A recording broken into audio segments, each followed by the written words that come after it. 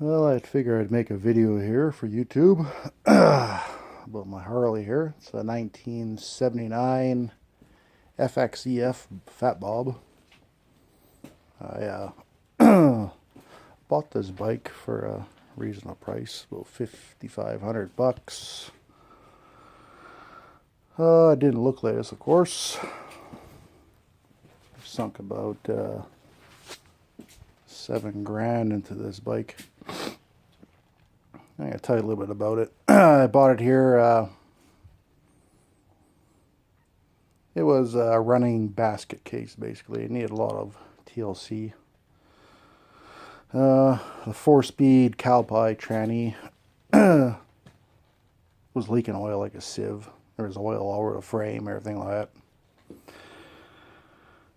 The kicker was worn out. And yeah, I rebuilt that. Put a bunch of bushings in it. All the gearing was good, fortunately. That ran me about 500 bucks. So we go to the motor. This is a Frankenstein motor, basically. It's has S&S flywheels, 4.5-inch stroker connecting rods. And the top end, the jugs were from a 98. So it was, the pistons didn't go all the way up to the top. It running short in compression. It was hard starting, whatnot. The only way it would start, it was electric start. Even that would crank over quite a bit before it fired. But when it did, it ran like a bat out of hell. The camshaft was super top end, a lot of RPM. It was electronic ignition in there, and it was set to like 6,500 RPM. It would cut out. Like I said, it was Frankenstein, but whoever built it, it did pretty good job to hold out for that RPM. Anyways. So back to the motor here, stripped it all apart, kept the bottom end the same, solid lifters in it. I put new jugs in it, it's bored over 30, and it's now a true 93 cubic inch sidewinder kit in it, with 10.25 pistons in it, high compression pistons. What else here? Threw in a BDL belt drive, 3-inch. As the original, inner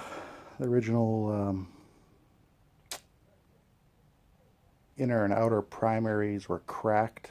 The starter ears on the starter were cracked. It was pretty much screwed. And the chain was stretched. So I decided, well, it'd probably be cheaper and a lot easier to maintain to throw on a 3-inch belt drive. So I did all that. I rewired the whole bike. I didn't like how it was wired, and everything was shorting out, and so I redid the whole bike. Put these nice little fancy turn signals on the front. Cleaned her up a little bit. And the back signals here already came with the bike. Nice little addition. The frame used to be black. I took it all apart and I powder coated everything. Got everything all up to spec, nice and clean. Everything's tight. Funny thing is, I went to start this bike and I was still having problems. Compression was low and whatnot. Pissed around with it quite a bit. And yeah, the cam was out. I put a new cam in here too. It's a Andrews 7 grind. Solid lifters, like I said. Exhaust, well, yeah, straight shotguns. Yeah, so the cam was out a little bit. One tooth retarded. fixed all that up, and I got rid of the old ignition that was in there. Basically, it was it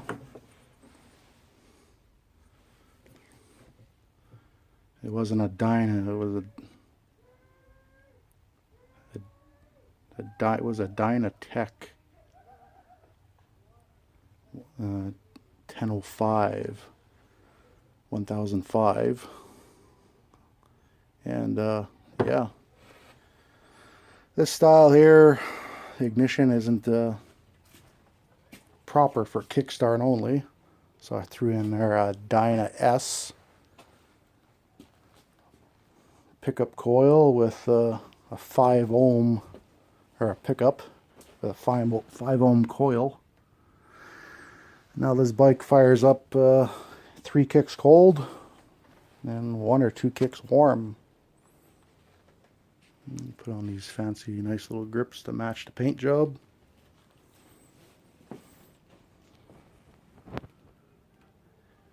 And yeah, so the motor is a 93 cubic inch. The bores are 3 5/8. Carburetor is a CV carburetor. The heads were redone. I took everything apart. The valves a couple of them are crooked. They weren't seating properly. Fortunately, the guides weren't cracked. Or the head wasn't cracked, I should say. So, knocked out the guides, put brand new hardened seats with new guides and new valves. Make sure everything's all proper in there. And yeah, it's pretty much done. Been working on this bike for about 3 years on and off. Finally got it going. And obviously there still is a little bit of work to be done. My chroming is coming off.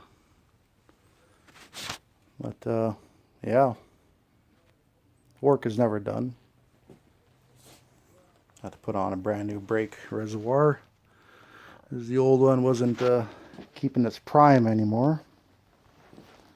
Did an upgrade for the oil filter. I put that in. I didn't like the in-tank oil filter, so I did that. What else I do to this bike?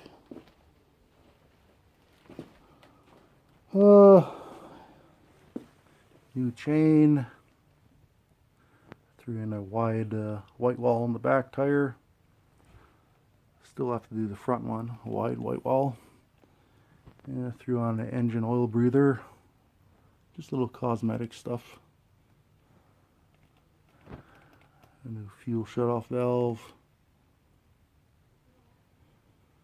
And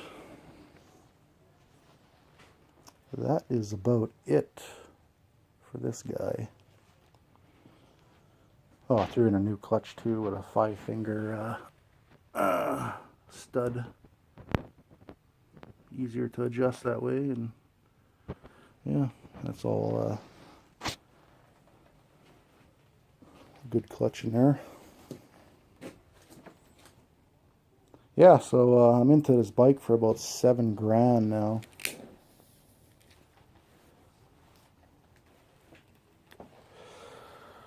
But you know, the frame was about $500. The powder coat, the top end, all the parts I put in the top end was probably $2,000-ish. Clutch is about $300. New ignition ran me about $300-400. Transmission was $500. Tire was $180. Paint job.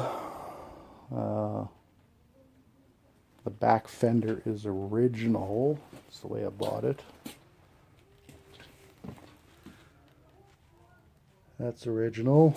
I wasn't going to get the tanks repainted, but my fuel shutoff valve leaked and got underneath the paint and made a big bubble in it. So I met a guy here in Warren, Manitoba.